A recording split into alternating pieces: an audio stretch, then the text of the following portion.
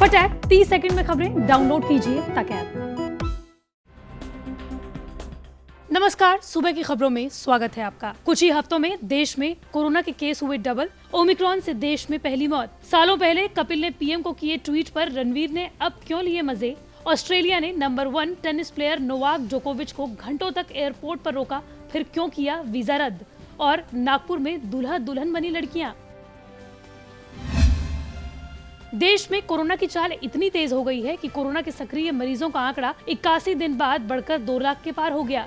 वहीं उत्तर प्रदेश में लगातार बढ़ते कोरोना के मामले चिंता का कारण बनते जा रहे हैं। पिछले 24 घंटों के भीतर राज्य में कोरोना के 2000 नए केसेस मिलने से हड़कंप मच गया है, जिसके चलते सूबे में 10वीं क्लास तक के सभी स्कूलों को 16 जनवरी तक बंद करने का आदेश जारी कर दिया गया है। देश के महानगरों में कोरोना की तीसरी लहर आ चुकी है। महाराष्ट्र में 26,500 नए केसेस मिले हैं। बंगाल में 14,000 नए लोग कोरोना से संक्रमित हुए हैं। दिल्ली में नए मरीजों की तादाद 10,000 के पार पहुंच चुकी है। इसके साथ ही बिहार और गुजरात में भी तीसरी लहर ने रफ्तार पकड़ ली है। लगभग 24 घंटों में कोरोना के मरीज डबल हो चुके हैं। मध्य प्रदेश में कोरोना के लिए नई गाइडलाइंस लागू कर दी गई हैं। साथ ही हिमाचल और छत्तीसगढ़ में भी नाइट कर्फ्यू लगा दिया गया है।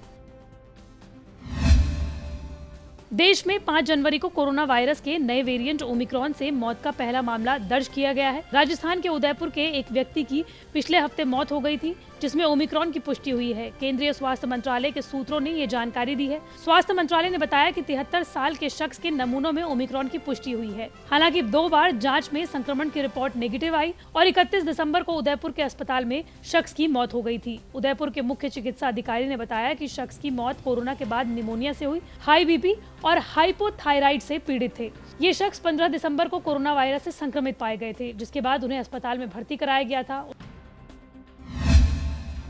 कॉमेडियन कपिल शर्मा ने अपने अपकमिंग नेटफ्लिक्स प्रोजेक्ट के बारे में फैंस को जानकारी दी है। इनका show Kapil Sharma I am not done yet 28 जनवरी को नेटफ्लिक्स पर रिलीज होने के लिए तैयार है। इंस्टाग्राम पर कपिल ने एक छोटी सी क्लिप शेयर की, जिसमें वो अपनी स्टोरी अपने अंदाज में बताते हुए नजर आ रहे हैं। क्लिप शेयर करते हुए कपिल शर्मा ने लिखा कि ये नेटफ्लिक्स को मत बताना कि मैंने छोटी सी फुटेज लीक कर दी है। वीडियो में कपिल शर्मा बिना नाम लिए सालों पहले किए गए उस ट्वीट पर जोक कर रहे हैं, जिसमें उन्होंने बीएमसी की शिकायत प्रधानमंत्री नरेंद्र मोदी से की थी। ट्वीट के बाद जमकर कंट्रोवर्सी हुई थी। कपिल कहते हुए सुनाई दे रहे हैं कि मैं मालदीव्स के लिए रवाना हुआ और 8-9 दिन वहीं रहा। मैंने वहां अपने होटल स्टाफ से कहा कि मुझे एक ऐसा रूम दो जहां इंटरनेट कनेक्शन ना हो। स्टाफ ने बदले में मुझसे पूछा कि क्या मैं शादी के बाद वहां आया हूं। इस पर मैंने जवाब दिया कि नहीं, मैं यहाँ आया हूँ क्योंकि मैंने एक ट्वीट किया है। कपिल ने आगे की वीडियो क्लिप में पूरी कहानी सुनाई है। इस वीडियो को फैंस और फॉलोअर्स के साथ साथ काफी ज्यादा सेलिब्रिटीज ने भी पसंद किया है। रणवीर सिंह ने कपिल के इस वीडियो पर रिएक्ट करते हुए लिखा, हाँ, बहुत ही बढ़िया पाजी, मैं इसे देखने का इंतजार कर रहा हूँ।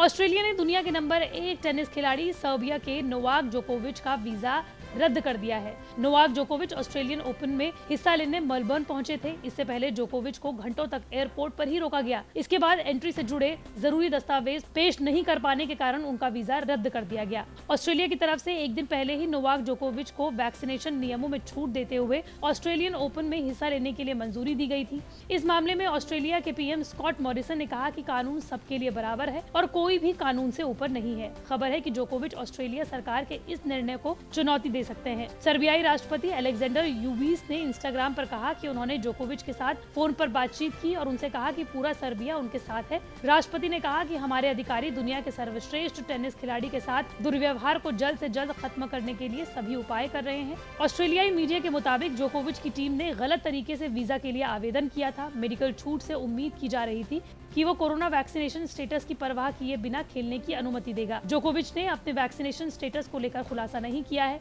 ऐसे में उन्हें ऑस्ट्रेलिया में प्रवेश के लिए कड़े नियमों का पालन करना था।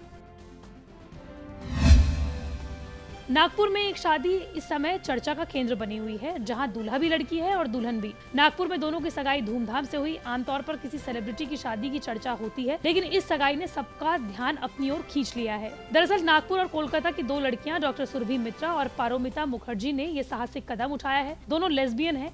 डॉक्टर सुरभि मित्रा पेशे से डॉक्टर और साइकाइट्रिस्ट हैं और नागपुर में ही रहती हैं। वो एक निजी अस्पताल में काम करती हैं, जबकि पारोमिता मुखर्जी अकाउंट अधिकारी के तौर पर काम करती हैं। वो कोलकाता की रहने वाली हैं। उनकी इस शादी से परिजन काफी खुश हैं।